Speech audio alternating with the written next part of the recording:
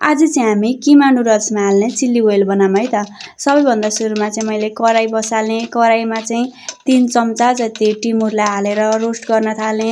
अनि टिमुर राम्रोसँगले रोस्ट भइसके पछाडि चाहिँ त्यसलाई एउटा प्यानमा झिकिदिएँ। त्यस पछाडि चाहिँ मैले अलिकति सुकेको खोर्सानीलाई पनि रोस्ट गर्न थालेँ। अनि त्यो पनि रोस्ट भइसके पछाडि चाहिँ यता कराईमै तोरीको तेल हाल्ने, त्यसमा चाहिँ लसुनलाई झानिदिएँ।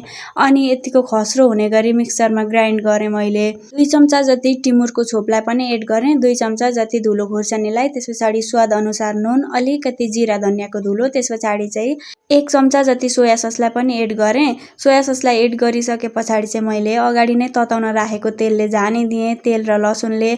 अनि त्यसलाई राम्रोसँगले मिक्स गरिसके पछाडि चाहिँ हाम्रो चिल्ली ओइल पनि रेडी भयो। हजुरहरूलाई चिल्ली ओइल बनाउन आउँदैन भने चाहिँ यसरी नै एकचोटि रेसिपी ट्राई गर्न सक्नुहुनेछ है त। Thanks for watching everyone.